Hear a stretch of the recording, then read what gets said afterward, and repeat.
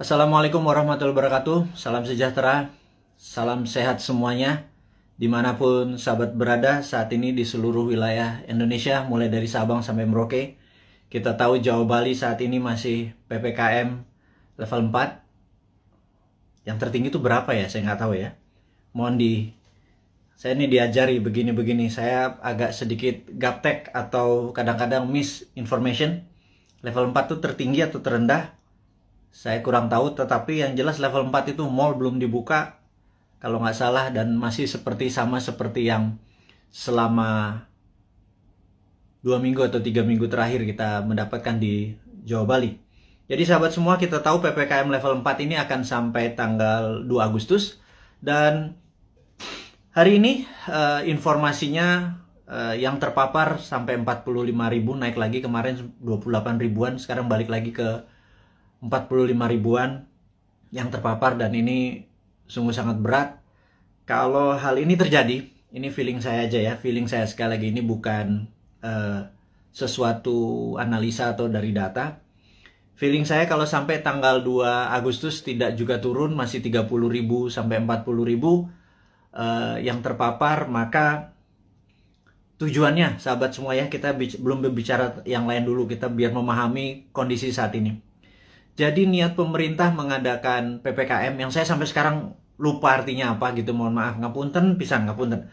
Jadi yang jelas adalah kita waktu awal-awal Juli itu kita terpapar 30.000, 40.000, 50.000. Kemudian pemerintah berharap kalau itu turun sampai di bawah 10.000 yang terpapar per hari, maka itu adalah masa PPKM dilepas dan kita kembali berkehidupan sosial seperti biasa, normal gitu ya. Dan ternyata setelah kemarin PPKM itu gagal membawa ke angka 10.000, kemudian diperpanjang lagi, dan sekarang diperpanjang lagi setelah sampai tanggal 25, 26 diperpanjang lagi, sekarang diperpanjang lagi sampai 2 Agustus. Nah, yang diharapkan adalah dengan PPKM itu adalah pergerakan manusia, human movement adalah di bawah 50%. Tapi kalau bisa 70%. Tapi apa daya, faktanya hanya 15%, alias yang 80-an persen masih bergerak seperti biasa. Karena itu tidak ada perubahan yang signifikan, walaupun cukup ketat di sana sini membatasi, tetapi agaknya perut lapar dan kebingungan akan rekening di bank dan kantong menipis itu membuat logika beberapa sahabat kita yang 80% ini nggak bisa diam gitu ya. Sangat bisa dimengerti, dan pemerintah berat sekali kalau masih 15% yang berada di rumah, kemudian dicoba perpanjang lagi, dan faktanya hanya 20%-an yang berada di rumah, alias yang 80%-an masih keluyuran keluar. Walaupun makanan, bisnis sudah tidak banyak dibuka lagi, dan masukan dari beberapa teman yang dulu pada saat di rumah dia pakai Gojek, pakai GoFood, pakai pesan-pesanan online, food online, ternyata rekening bulanannya meledak. Tidak bisa juga dia belanja tiap hari pakai food online, dan ini membuat mereka mengurangi belanja online. Dan yang terjadi adalah banyak pengusaha yang pivot dari manual pindah ke digital, juga tidak dapat penjualan yang baik. Akhirnya banyak orang sekarang masak makanan di rumah. Jadi pebisnis yang tadinya pivot sebentar ternyata tidak survive juga. Itu adalah fakta-fakta yang terjadi. Jadi saya rangkum bahwa yang diharapkan adalah 50% orang berada di rumah, faktanya hanya 15%. Sampai 2 kali perpanjangan PPKM, tidak turun juga sampai di bawah 10.000, masih 40.000 yang terpapar per hari, 45.000 hari ini. Dan kalau begini terus sampai tanggal 2 Agustus, maka kemungkinan besar PPKM ini akan diperpanjang, baik itu di level 4 atau level 3, cabenya mungkin pedesannya agak berkurang. Tetapi kita harus melihat fakta, sebentar lagi 17 Agustus gitu ya. Di sini masyarakat bergerak lagi.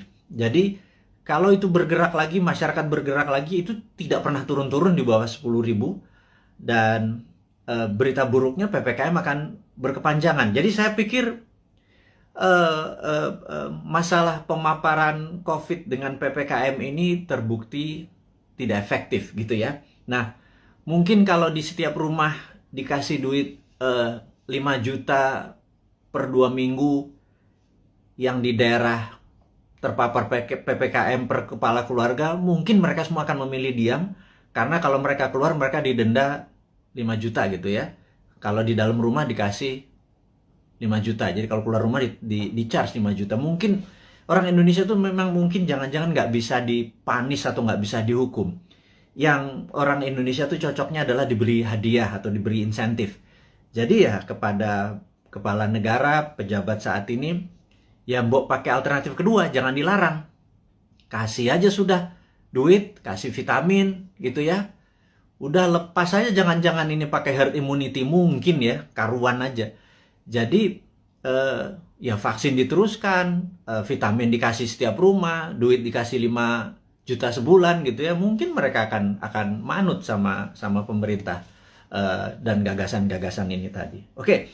Kemudian saya juga ingin mengabarkan bahwa kita mempromosikan yang namanya kibarkan bendera putih jika Anda atau sahabat semua punya masalah keuangan, masalah kesehatan, dan tugas sahabat semua adalah menurunkan bendera putih itu dengan menolong mereka. Jadi bendera putih itu adalah tanda, bukan menyerah, bukan kalah. Itu adalah tanda Anda butuh pertolongan gitu ya. Kita bingung kalau bendera kuning nanti di sebagian wilayah dibilang kematian, tapi di daerah Makassar putih malah dibilang kematian. Tapi ini bukan itu masalahnya. Kita hanya ingin memberi signal dari sesama untuk sesama bahwa kalau ada bendera putih naik, tanya dia, tolong dia gitu ya. Tetapi saat ini pemerintah dan partai yang mendukung pemerintah agak sensi gitu ya. Dianggap gerakan bendera putih ini adalah gerakan politik yang menganggap kalau itu banyak bendera putihnya dianggap pemerintah ini tidak perform, dan bendera putih ini gerakannya dicoba diganti dengan memasang bendera merah putih, yaitu pejuang melawan COVID. Ini yang saya sedikit heran, kok sensitif banget sih ya pada saat orang atas nama kemanusiaan bergerak dicap mau berpolitik gitu ya. Enggak lah. Kali ini nih politik nomor 5 kali. Nomor 1 adalah humanitarian atau keselamatan sesama anak bangsa. Kalau pemerintah nggak bisa bantu, kita coba bantu dengan berkontribusi menurunkan bendera putih. Jadi bendera putih sekali lagi bukan gerakan politik. Dan kalau Anda, wahai pejabat, sekarang memutuskan untuk memasang bendera merah putih sebagai bentuk perjuangan terhadap COVID, kita dukung juga gitu ya. Bendera merah putih kita naikkan. Tapi kalau teman kita lapar, kodenya apa? Kalau ditaiknya bendera merah putih kan perjuangan gitu ya. Nah, tapi terlalu politik. Sekali lagi, ini bukan politik. Nggak ada niat untuk kita yang mempromosikan bendera putih ini sebagai gerakan politik. Gerakan bendera putih adalah gerakan sosial. Tidak ada niatan untuk berpolitik. Anda aja yang menjabat. Toh 2024 Anda juga selesai semua jabatannya ya. Dan saya titip ya, tolong utangnya jangan banyak-banyak, karena kami repot bayarin utang Anda gitu ya. Sekali lagi, kami nggak akan cawe-cawe kok sama Anda ya, tapi pasti kami suruh bayar gitu ya. Dan Anda, ya mbok jangan nambah lagi utangnya gitu ya. Berat loh, hampir 6.500 triliun utangnya saat ini, dan pilihannya Ibu itu juga masih ngutang lagi, nambah 500 triliun lagi. Itu kalau hampir berapa ya kalau nanti di akhir masa jabatan, hampir 10.000 triliun. Itu kalau bunganya 5% setahun itu 500 miliar, hanya 500 triliun hanya untuk bayar bunganya. Kasihan Pak, kita nih Pak, New Mind ini Pak, nyaurin utang gitu ya. Anda dapat nama sama pestanya, kita yang nyuci piring Pak. Ya kasihan dikit lah, kasihan dikit buat anak-anak New Mind yang nanti berkuasa ini ya Pak ya. Jadi wahai pejabat, sekarang Anda boleh lakukan apapun, tolong jangan nambah utang gitu ya. Pusing kita nanti bayarnya, anak cucu kita bayarnya. Dan tapi tenang, kalau New Mind berkuasa, Anda nggak diganggu kok. Nggak ada masalah legal, nggak masalah buzzer menyerang Anda. Enggak lah. Anda aja yang pakai buzzer itu untuk membunuh karakter orang-orang yang tidak setuju. Silahkan Anda aja. Kita tidak akan balas. Itu bedanya. Kita akan mikul dhuwur mendem jero. Kita mendem rasa kita. Kita akan kelarkan ini. Tidak ada dendam di antara kita. Bahkan Anda ngutang, monggo. Tapi jangan banyak-banyak. Karena kita akan nyaur. Tenang ya. Saya nggak yakin Anda bisa nyaur atau membayar utang tersebut. Tapi New Mind bisa. Jadi sekali lagi, pesan kepada pejabat, Anda masih punya 3 tahun. Bendera putih bukan gerakan politik. Bendera merah putih Anda adalah gerakan politik. Anda mau berjuang melawan COVID, kita juga berjuang melawan COVID. Kita mau membantu sama, itu adalah gerakan kita. Anda nggak dukung, nggak apa-apa. Anda mau menjalankan 3 tahun lagi, monggo, silahkan. Kami nggak cawe-cawe. Tapi pesan satu aja, jangan nambah ngutang ya, gitu. Karena repot kalau ngutang diperpanjang. Karena pasti kami yang nyaur, kami yang ini. Anda sekarang silahkan terus kedua, Anda boleh menggunakan buzzer, silahkan membunuh siapapun yang Anda mau oposisi, Anda mau eksekusi dengan buzzer Anda, silahkan. Tapi nanti jangan harap, kami nggak akan gabung dengan oposisi, kami juga nggak akan gabung dengan itu. Kami anggap semuanya old mind ya, mau oposisi mau incumbent, kami anggap semuanya old mind ya. Sekali lagi kami ulangi, New Mind itu menganggap oposisi saat ini dan incumbent itu adalah old mind. Kenapa kami bilang oposisi itu adalah old mind? Karena sampai sekarang oposisi itu tidak juga memberikan solusi kepada pemerintah. Dan kedua, pemerintah saat ini bengep-bengep berjuang gelundang-gelundung sendirian, keberatan, ditolong, disaranin, gak denger, ya wis, kita cuma bisa ngasih saran, kita gak pernah ngeritik loh, ngeritik kasih saran, atau ngasih saran sekalian, Anda gak pakai silahkan, nanti kita pakai gitu ya. Jadi sekali lagi, New Mind itu bukan oposisi, New Mind itu bukan incumbent, New Mind adalah NKRI garis lucu, dah gitu ya. Jadi pesan kami sekali lagi kepada pejabat, jangan pernah ngutang gedean karena kasihan New Mind. Tapi kalau Anda bisanya ngutang, ya monggo, yang penting hidup ini NKRI masih tetap nyambung. Tapi kita akan semangat terus melunasi utang Anda, satu. Yang kedua adalah kita tidak akan cawe-cawe. Kita nanti tidak akan punya buzzer, gitu ya. Kita akan menggunakan semuanya baik, semuanya terbuka, semuanya pakai tepo seliro. Kalaupun saya nggak ngerti ya, saya mungkin nanti atau teman-teman akan sowan kepada senior-senior itu, gitu ya. Gimana ngurusnya waktu itu? Tapi yang New Mind, tetap kita akan humble, rendah hati, dan tidak punya dendam ya. Itu kita berita yang di awal dialog malam ini, di malam Selasa di tanggal 27 Juli, di mana saat ini Santara alhamdulillah baru berusia 3 tahun, dan kami menyatakan masih perjuangan masih panjang untuk menolong UKM, akar rumput. Kami baru saja menyalurkan total 3 tahun itu tidak sampai 200 miliar. Kami membutuhkan UKM yang masih membutuhkan dana, karena sekali lagi kami melihat bahwa UKM lah bisnis yang survive di masa krisis, yang tetap eksis di masa krisis adalah UKM. Terbukti tahun 98 UKM yang survive. Tahun 2008 sewaktu subprime mortgage menimpa dunia, UKM-nya survive. Dan tahun ini, tahun COVID, tahun pandemi, itu pun UKM yang bisa survive. Dan kita tahu UKM saat ini dianaktirikan oleh old mind, karena kita tidak bisa minjam kredit kita dibatasi, hanya daerah-daerah tertentu, harus punya jaminan dan lain sebagainya. Kalau sahabat punya masalah keuangan dan perlu pendanaan, Anda mau scale up, Anda mau meningkatkan penjualan, mau menambah cabang, apapun itu, yuk UKM datang, kami Anda mendaftar hari ini 10.000 UKM pun Santara bisa menelan dan membantu itu semua. Kami akan gulung koming kerja keras seperti pemerintah saat ini membantu rakyatnya. Kita membantu sisi UKM-nya saja. Kami siap, dan kami tadi rapat semua di keluarga besar Santara untuk mulai hari ini, tanggal 27 Juli 2021, 3 tahun usia Santara. Kami siap tidak tidur siang malam, membagi jam kerja untuk membantu teman-teman agar UKM-nya bisa sukses, eksis di tengah krisis dengan pendanaan. Yang kedua adalah, kita tahu teman-teman investor, teman-teman yang mempunyai portfolio keuangan, kami sangat menyarankan Anda saat ini mungkin punya tabungan, deposito, punya mencari tempat investasi. Anda tidak perlu investasi besar yang beresiko, seperti misalnya di dunia properti Anda harus beli tanah dulu, seperti di usaha-usaha yang lainnya. Sementara uang atau modal Anda terbatas, katakanlah kecil, di bawah 10 juta, di bawah 20 juta gitu ya, dimana investasi yang lain besar-besar. Urun dana adalah kita bersama-sama bergandengan tangan membantu UKM. Jadi underlying uang kita adalah UKM, dunia nyata, dunia real. Jadi kalau Anda punya 10 juta, 2 juta, 1 juta, berapapun itu, kalau di deposito nggak ada artinya, ditaruh di ATM atau habis gitu ya, ditaruh di bini apalagi gitu. Nah, cobalah portfolio Anda, keuangan Anda mulai dibagi-bagi.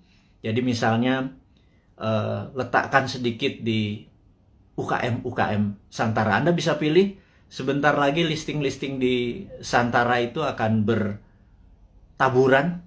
Pilih, Anda pilih sendiri. Di dalam investasi, Santara hanya penghulu. Santara tidak membuat, menyarankan ini yang baik, ini yang buruk. Anda sebagai investor lah yang berhak memilih pasangan Anda. Kalau Anda adalah cowok investor, maka UKM adalah ceweknya gitu ya. Cari yang cantik, yang pinter, yang terus belajar gitu ya untuk jadi pasangan investasi Anda. Jadi saya sangat sarankan kalau Anda berminat menjadi investor di Santara, hubungi nanti di IG-nya Santara, ada nomor investor. Kalau Anda mau invest, Anda nggak usah pikir, wah saya nggak punya duit 100 juta, kita nggak butuh.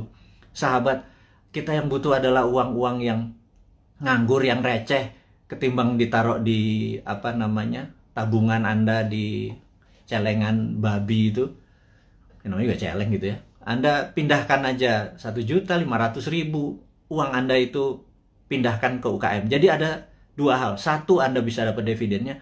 Dua, Anda menolong ekonomi saudara kita sendiri, para UKM. Jadi itulah filosofi Santara dan niat Santara untuk membantu. Dan Santara saat ini kami ingin melaporkan juga bahwa dalam 2-3 tahun ke depan, dan mulai dari ulang tahun yang ketiga ini, kita akan membuat Santara Internasional. Jadi Santara Viet di Vietnam, Santara Thai di Thailand, dan Santara Filipina. Itu 3 negara akan kita buat duluan. Jadi kita ingin Santara ini go internasional. Itu kita udah siapkan, kita udah ada mitranya. Jadi bukan hanya Gojek bisa di Vietnam, Santara pun bisa. Karena Santara punya keunikan, ini adalah equity crowdfunding pertama di Indonesia dan terbesar. Dan kita bercita-cita ingin menjadi yang terbesar di ASEAN atau di regional.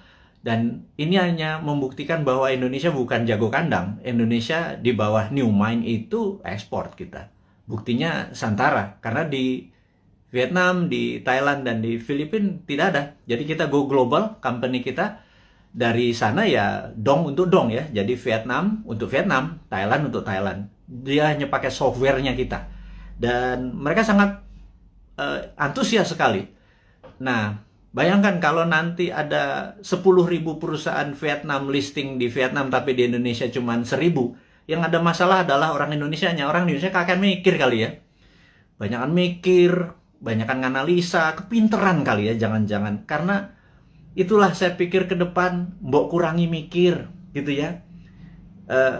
Berprasangka baik, banyak baca, terus banyak berdiskusi yang sehat. Jangan ngikuti buzzer nggak buat kita pinter gitu ya. Buzzer membuat kita hanya jadi kuda-kuda terus, curiga terus gitu.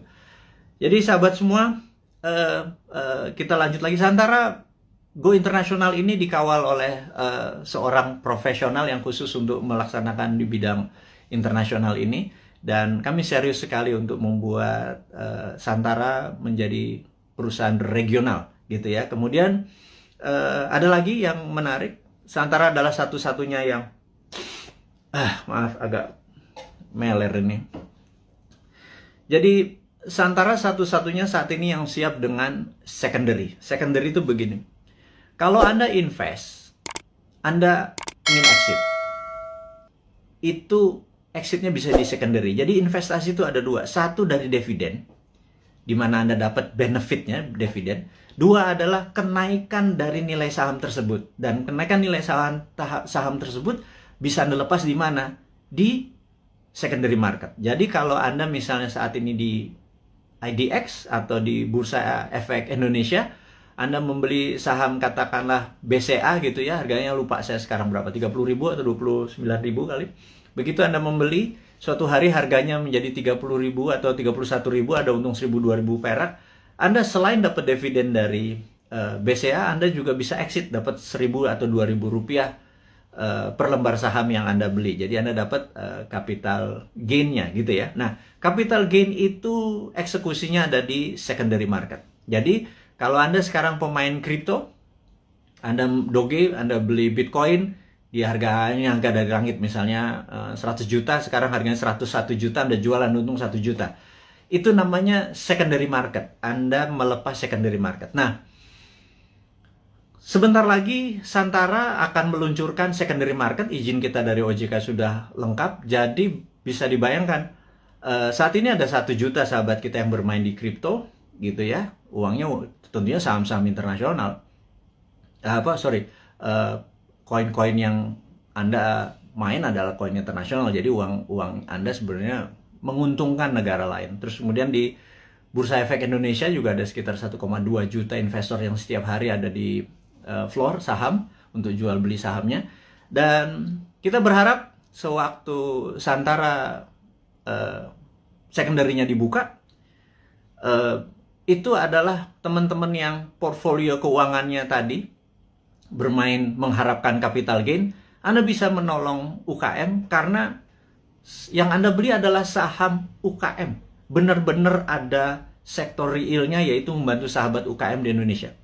Dan apa yang terjadi kalau di Vietnam, Thailand, dan Filipina kita bisa bersama-sama, ini terlalu mulus kalau kita bilang sekarang ya. Anggap 3-4 tahun lagi lah sampai 2026, 2027. Itu kita akan menjadi the biggest bursa UKM di dunia. Dan ini akan membuktikan bahwa Indonesia sekali lagi bukan jago kandang. Indonesia memang layak 2045 menjadi superpower country. Sekali lagi, Indonesia tahun 2045 layak menjadi superpower country. Sayangnya saat ini ya, sudah 20 tahun kita dipimpin oleh 3 kepala negara. Kita belum juga per hari ini menjadi negara superpower, ya. Saya sengaja membuat kata-kata ini untuk semua berpikir, bukan mengkritik, bukan ngeledek, bukan nyinyir, tetapi sebuah realita. 3 tahun kita dengan Ibu Mega, kemudian 10 tahun kita dengan Pak SBY, kemudian ditambah saat ini Pak Jokowi 7 tahun. Jadi total 20 tahun.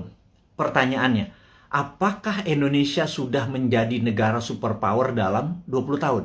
Jawabannya, kita masih negara pengimpor, kita masih negara penghutang, kita masih bergantung yuan dan dolar.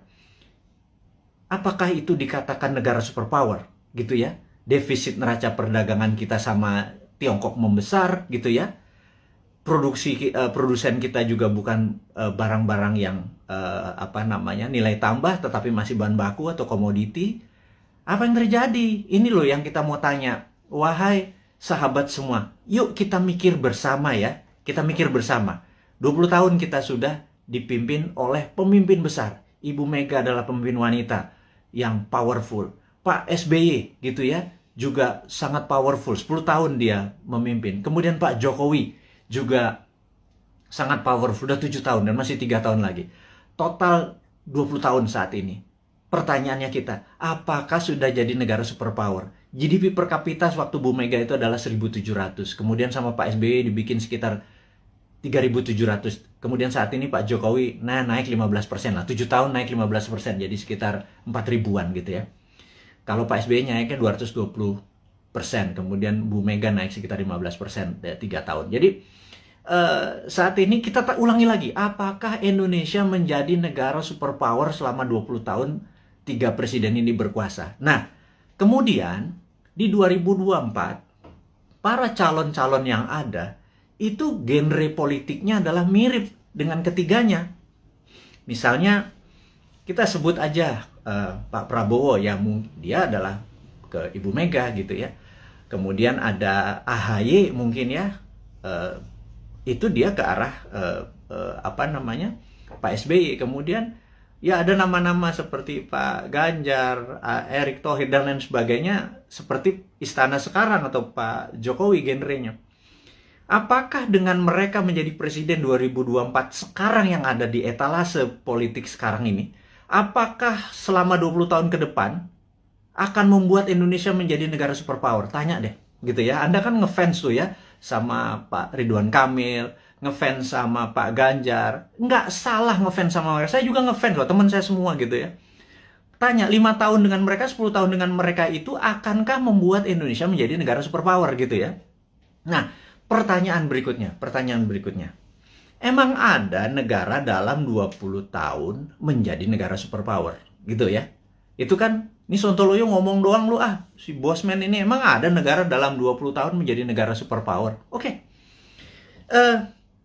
Saya ini saya pembaca buku cukup gila gitu ya. Dan dari video IG live terakhir dan hingga saat ini saya lagi membaca buku Deng Xiaoping the Transformation of China dari Ezra Vogel. Bukunya 700 halaman, saya baru baca 500 halaman.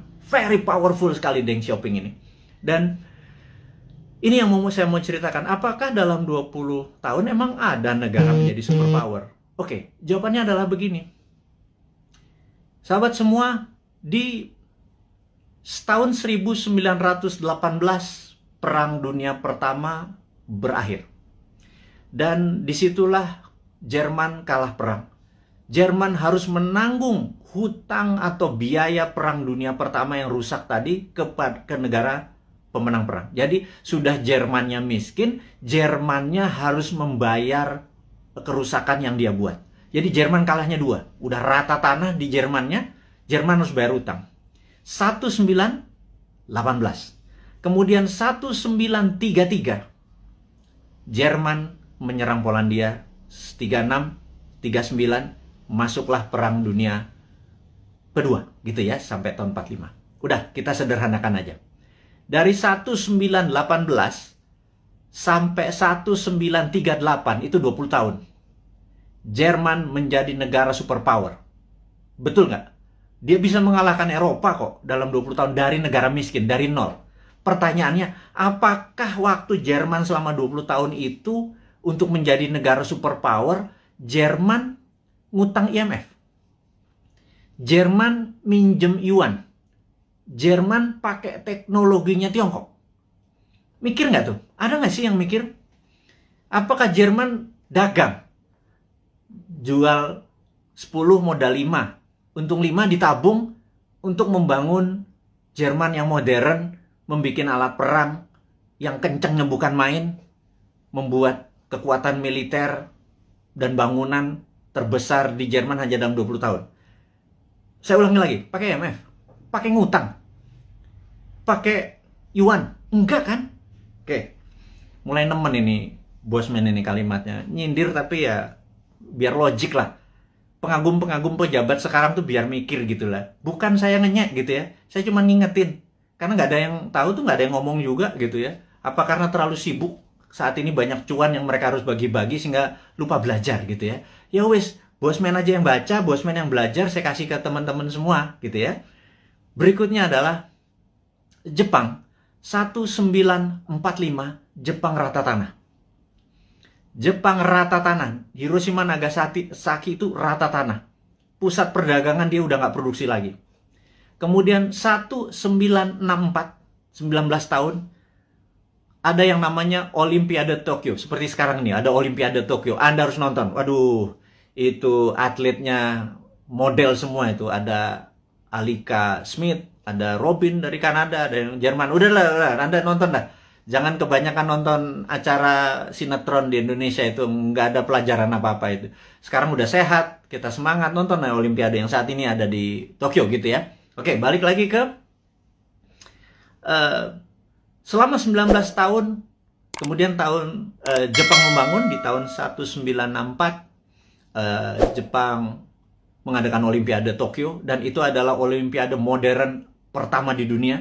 Atlet-atlet yang datang ke sana terkagum-kagum, kok bisa Jepang menjadi negara yang sangat maju gitu ya di dalam tahun 64 itu. Dan kemudian tahun 80-an alias 20 tahun setelah itu, kita bicara tahun 80-an, ada Sony, ada Toyota, itu menguasai dunia seperti China sekarang. Jadi ternyata bisa tuh menjadi negara superpower dalam 20 tahun gitu ya. Nah, kemudian tahun 79 Tiongkok jangan tanya, Tiongkok rata tanah. Mao Zedong itu merusak semuanya, membakar orang-orang pinter, buku dibakar. Sampai orang yang Mao Zedong tidak sukai berkuasa atau mendapat kesempatan memimpin yang namanya Deng Xiaoping. Deng Xiaoping ini dalam pidatonya sering mengucapkan kata-kata demokrasi. Sangat menarik. Demokrasi ini bukan berarti hanya pemilihan langsung, tapi demokrasi ini adalah semua orang yang berprestasi itu boleh mendapat jabatan yang tertinggi. Jadi orang berprestasi bukan karena dia membantu pemenangan terus dijadikan komisaris, bukan ya, bukan seperti itu ya. Jadi benar-benar berdasarkan merit atau prestasi, namanya meritokrasi. Nah, demokrasi ini adalah membebaskan semua orang yang berprestasi untuk menduduki jabatan penting. Nah, Deng Xiaoping memepet Ronald Reagan di tahun 80-an, dan Amerika banyak membantu Deng Xiaoping yang mengatakan dia akan mengikuti apa yang negara demokrasi mau. Ini yang saya bilang dia main tiga kaki. Kemudian dia harus memilih. Dia berpihak ke Rusia, Soviet, atau ke Amerika. Dia main dua kaki. Ke Soviet sesama komunis, ke Amerika pura-pura ikut demokrasi. Di tahun 1989, Deng Xiaoping menghadapi sebuah dilema yang besar di mana demokrasinya meminta banyak korban. Dan disitulah ada dua pilihan. Soft power ikut demokrasi, atau hard power China mulai berdiri sendiri. Akhirnya Deng memilih pilihan kedua. Disikat 10.000 mahasiswa di Tiananmen Square, dan disitulah muncul Tiananmen Papers. Jadi efeknya adalah seluruh investor keluar dari Tiongkok pada saat itu. China alone, China sendirian. Di tahun 89, para petinggi PKC, Partai Komunis Cina, memutuskan fuck IMF. Kalimat gue ngomong gini gak apa-apa ya. Kemudian dia mengatakan waktu ada Tiananmen, Gorbachev itu ada di Tiongkok. Deng Xiaoping di bukunya bilang, Gorbachev goblok katanya gitu. Nah, akhirnya benar, perestroika dan glasnost-nya Gorbachev merubuhkan Uni Soviet gitu ya. Sementara Deng Xiaoping dengan protokol Tiananmen-nya membuat China 89 ya, sendirian, semua ditinggalin sama perusahaan-perusahaan asing. Dia mulai memprinting renminbi dengan yuan dan lain sebagainya. Itu udah saya lama ceritakan. Puncaknya adalah tahun 2008 pada saat Olimpiade Beijing. Jadi tahun 1989 sampai 2008 adalah 19 tahun. Oke, kita buletin aja. 20 tahun. China menjadi negara superpower. Sekali lagi, sejak saat itu sampai sekarang 20 tahun kemudian 2013, China punya policy mulai ofensif, mulai menyerang, mulai keluar untuk membuktikan kedikjayaannya dia. Selama 3.000 tahun, Tiongkok adalah negara trader terbesar di dunia. 200 tahun terakhir, Eropa masuk ke Shanghai, ke Beijing, dikasih narkoba, opium, membuat goblok orang-orang Tiongkok, dan membuat Deng Xiaoping bilang, kita harus merebut balik. Kemudian apa yang terjadi 20 tahun setelah tahun 89, tahun 2008 adalah puncak ekonominya Tiongkok, dan sekarang dia terus berjalan 20 tahun kemudian. Dalam 40 tahun, Tiongkok kembali menjadi negara trading terbesar di dunia dan negara kedua terkaya setelah Amerika. Sekali lagi, sahabat semua, ini membuktikan bahwa dalam 20 tahun harusnya Indonesia bisa menjadi negara superpower. Setidaknya road to become superpower country. Nah, 3 tahun Bu Mega, 10 tahun Pak SBY, dan 7 tahun Pak Jokowi, dia sudah do the right thing. Sekali lagi, sudah do the right thing. Ke depan, 20 tahun ke depan, sampai 2045, Indonesia untuk menjadi negara superpower, apakah genre old mind Anda masih mau pakai? Kalau Anda mau pakai ya silahkan, karena ini kan demokrasi, gitu ya. Tetapi kalau Anda mau memakai new mind, ini persis seperti apa yang Tiongkok lakukan, seperti Jerman lakukan, seperti Jepang lakukan. New mind punya konsepnya. Monggo, yang menjadi presiden yang sekarang ada di etalase, monggo. Tetapi kalau mau pakai konsepnya new mind, kita sudah lengkap. Inilah sahabat semua, sahabat-sahabat Bosman, kaum Sontoloyo dari Republik Sontoloyo ini. Saya minta Anda semua sekarang mempromosikan ini semua. Bukan karena Bosman mau jadi presiden. Enggak, lupakan. Enggak penting. Yang penting kita cuma sejahtera. Untuk sejahtera itu harus punya konsep menjadi negara besar di tahun 2045. Gitu ya. Nah, untuk itu sekali lagi sangat rinci. Gimana caranya? Yaitu contohnya adalah kita tahu UKM saat ini 97% angkatan kerja itu adanya di UKM. Saya ulangi lagi. 97% angkatan kerja itu ada di UKM. Gara-gara pandemi, 9,7 juta sahabat kita menganggur. Karena Pak, UKM yang terpukul. Berikutnya, UKM saat ini belum menjadikan karpet merah difasilitas oleh pejabat negara. Karena kita belum bisa berdaulat UKM itu. Padahal ada lebih 50 juta UMKM ya, dari mikro, kecil, menengah, yang menghidupi 97% angkatan kerja. Jadi, kalau angkatan kerja ini mau mendapatkan lapangan kerja, bukan perusahaan besar yang dikasih pendanaannya, tetapi perusahaan UKM, gitu ya. Nah, Santara saat ini hadir untuk membuktikan bahwa konsep new mind itu berjalan. Dari kita untuk kita, dari sesama untuk sesama. Ingat, bendera putih adalah dari sesama untuk sesama. Kita nggak perlu IMF, kita nggak perlu Yuan, kita nggak perlu Jepang, kita nggak perlu Amerika, kita nggak perlu Tiongkok. Setuju ya? Dari kita untuk kita, itu bendera putih. UKM juga harusnya dari kita untuk kita. Jadi, investor receh masuk 2 juta, 200 ribu, 500 ribu. Tolong angkat itu UKM. Ada jutaan UKM yang mau kita angkat. Ada jutaan sahabat kita juga punya duit nganggur gitu ya. Gabungkan semua. Santara hanya platform. Santara bukan membuat UKM besar. Yang buat UKM besar ya para UKM-nya. Yang buat kaya adalah investor itu pilih UKM yang benar. UKM itu marginnya itu jauh lebih besar dari perusahaan-perusahaan besar. UKM itu untungnya bisa 30%, 40% gitu ya. Dan inilah yang saya harapkan teman-teman portfolio keuangan Anda. Sekali lagi, bagilah kalau Anda punya 10 juta, 9 juta Anda taruh dimanapun boleh. 10%-nya taruh deh di UKM. Anda membantu UKM, 10% membantu UKM. Kalau saat ini uang beredar adalah 6.000 triliun, 10%-nya masuk ke UKM atau 60 triliun. 60 triliun itu untuk menghidupi UKM itu adalah dari kita untuk kita. Itu kita negaranya berdikari. Nggak kita jadi ekspor, kita nggak ngutang gitu loh. Nah, sahabat semua, di ulang tahun Santara ketiga dengan berapi-api si Bosman Sontoloyo ini ngapunten minta izin tanpa niat menyinggung siapapun. Tetapi kita mengkritik diri kita sendiri bahwa yuk 20 tahun kita ucapkan terima kasih kepada pemimpin-pemimpin kita yang telah membawa kita ke saat ini. Kita masih utuh negaranya.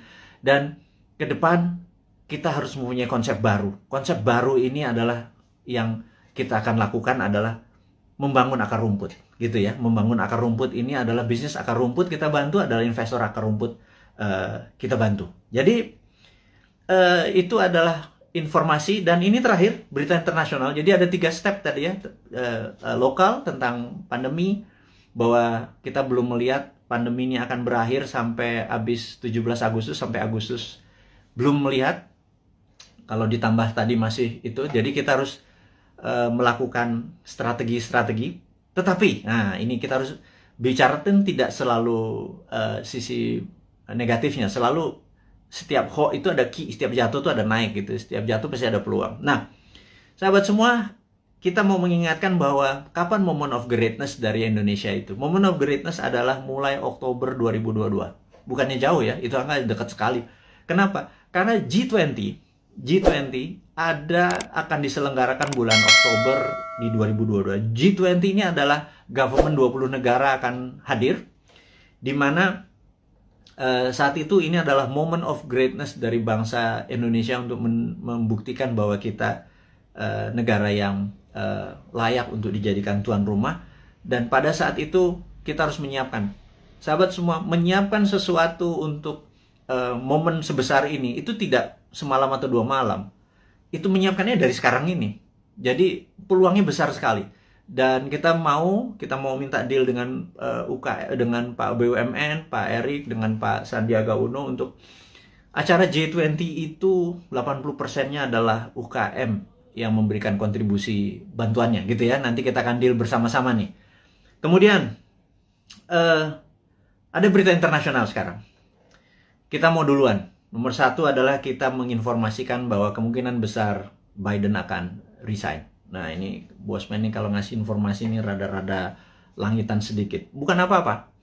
Karena berbisnis, bernegara, itu kita bukan hanya menyadari kekuatan politik lokal atau minat dari lokal, bahwa kekuatan asing itu patut dipertimbangkan, gitu ya. Dan kita tahu cara berpolitik 7 tahun terakhir ini kental politik lokal, gitu ya. Tidak peduli sama politik luar negeri.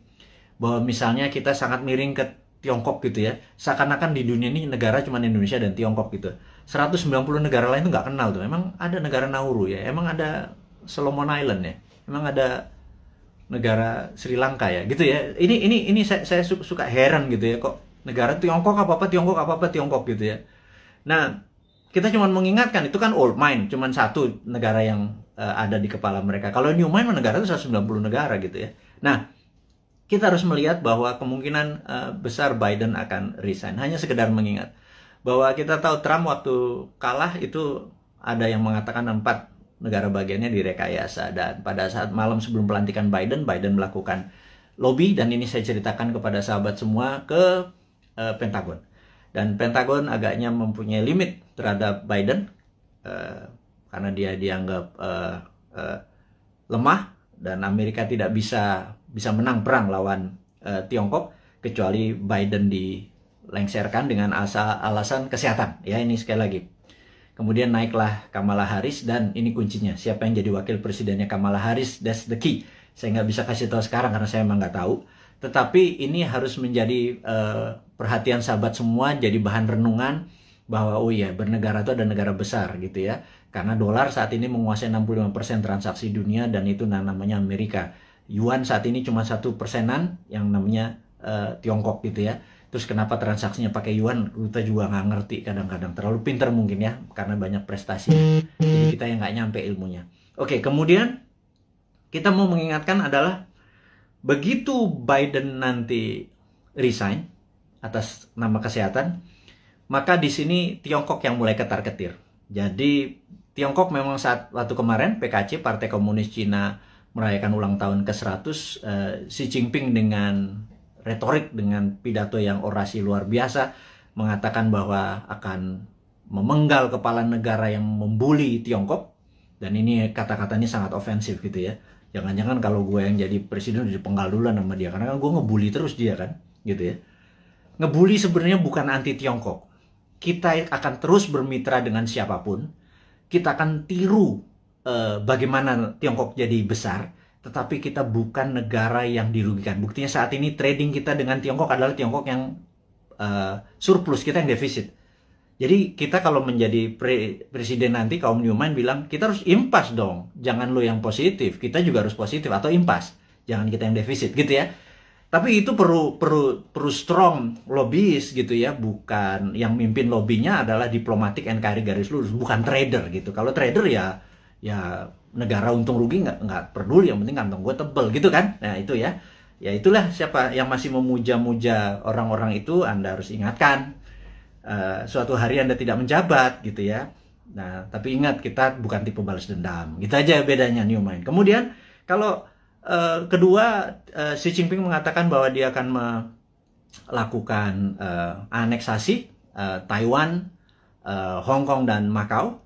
Kemudian dia juga menyiapkan 100 silo dengan hulu ledak nuklir. Silo adalah tempat peluncuran roket berkepala nuklir. Ini menunjukkan Cina benar-benar ready untuk war. Nah, pertanyaannya apakah akan terjadi war physical? Di sini kita mau mengingatkan bahwa sewaktu kita melihat dari sisi Amerika, apakah Amerika akan melakukan naval war? Karena perang China sama Amerika, battlefield-nya atau tempat perangnya adalah Laut Cina Selatan.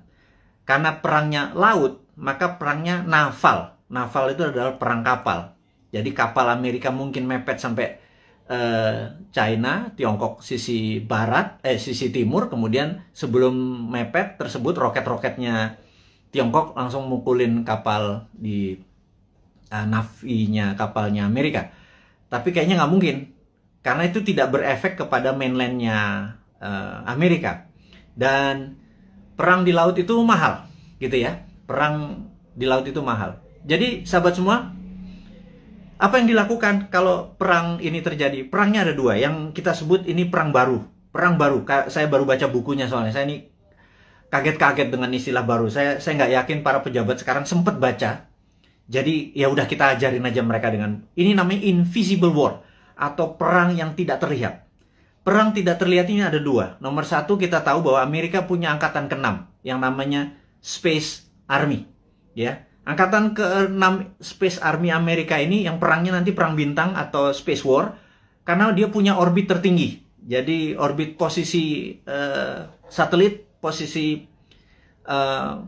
orbit satelit Amerika itu di orbit tertinggi, karena posisi dia di atas dari 1000 satelit Cina. Kita tahu di dunia ini ada sekitar 20.000 satelit. 60% adalah milik Amerika. Cina cuma 1000. Itu ditembakin semua satelitnya dari pakai laser magnetic beam yang Amerika saat ini punya. Itu pasti China shutdown itu, gitu ya. Kemudian kita mau mengingatkan lagi, invisible war kedua adalah pandemi, gitu ya. Jadi dihajar dengan pandemi di sisi bawah, di atas, di yang tidak kelihatan juga di sisi battle space, perang udara. Nah, teman-teman, apapun yang terjadi perang antara dua gajah itu, jangan pelanduk mati di tengahnya, jangan Indonesia mati di tengahnya. Karena itu kita selalu menantang old mind ini. Punya plan B nggak? Gitu ya. Sekali lagi, punya plan B nggak kalau benar-benar ini terjadi? Karena kapanpun bisa terjadi. Anggap tidak terjadi, tapi kan plan B tetap harus punya, gitu ya. Gitu. Misalnya kita tanya lagi, kalau vaksin yang 150 juta sudah divaksinin semua warga Indonesia, tetapi tetap aja COVID tetap merajalela. Punya plan B nggak? Gitu ya.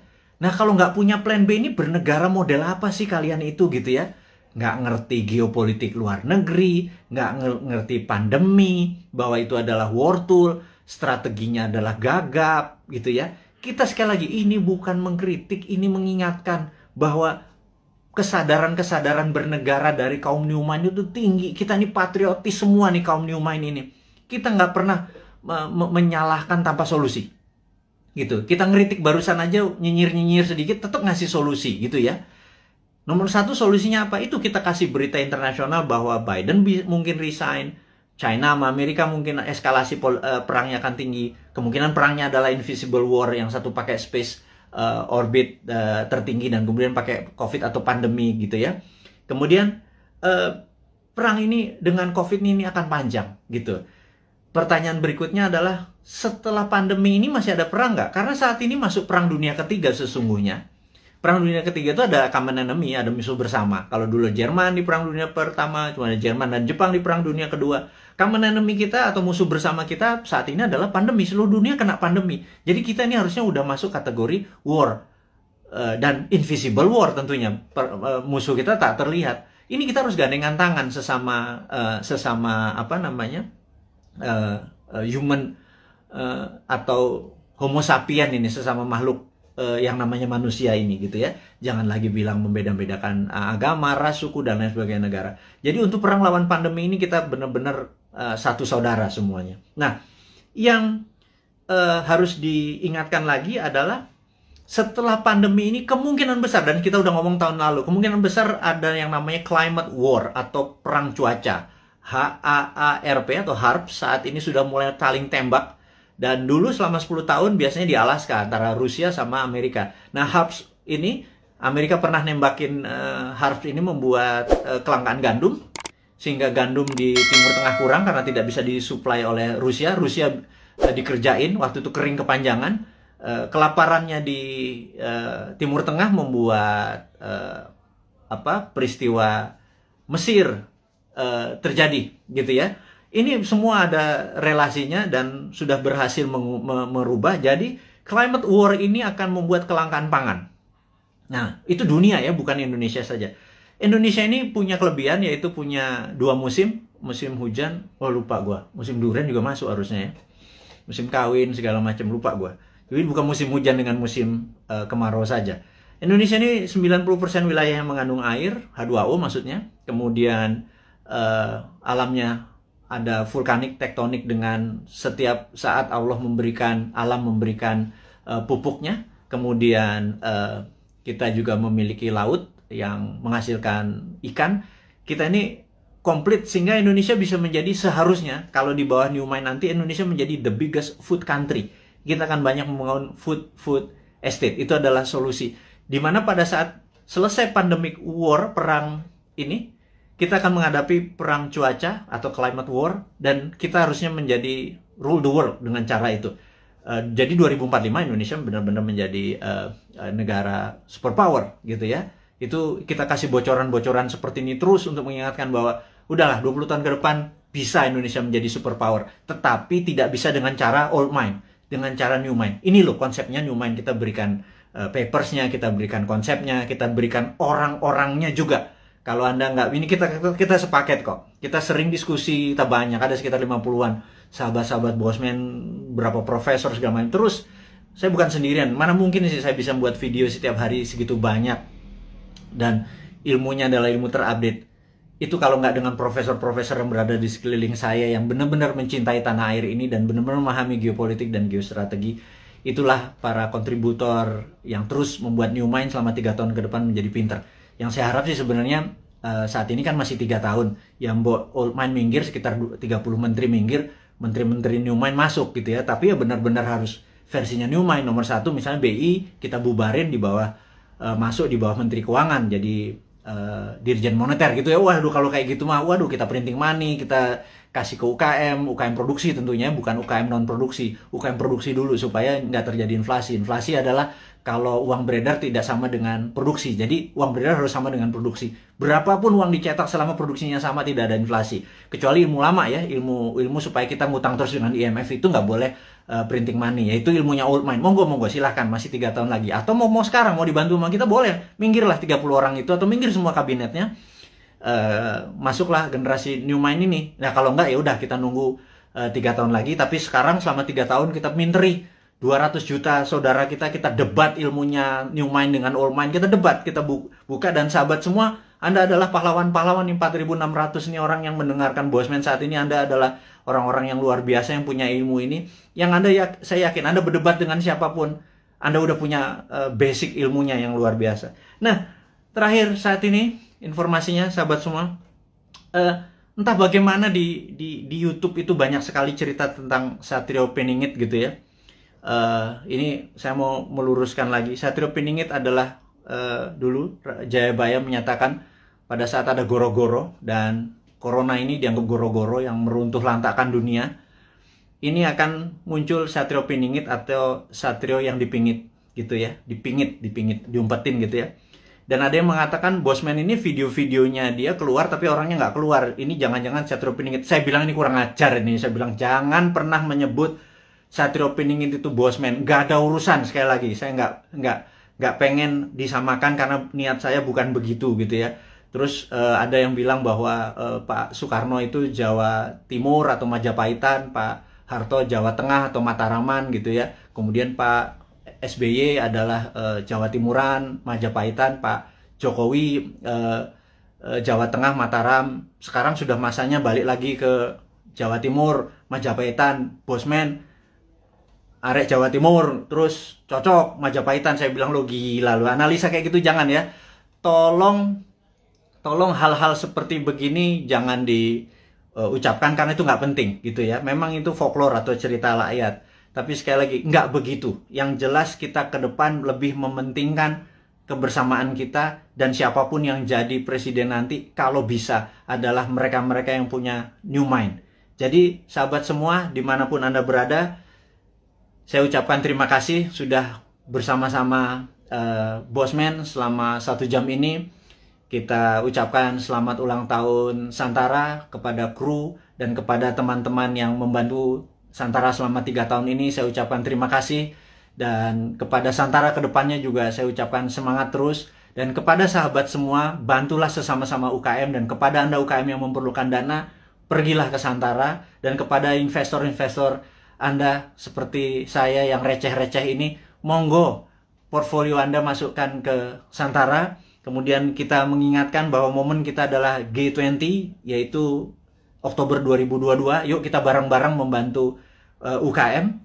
Kemudian kita tahu bahwa pandemi ini masih lama karena memang didesain atau pandemik atau pandemi yang diplan, yang direncanakan, ada yang ditarget.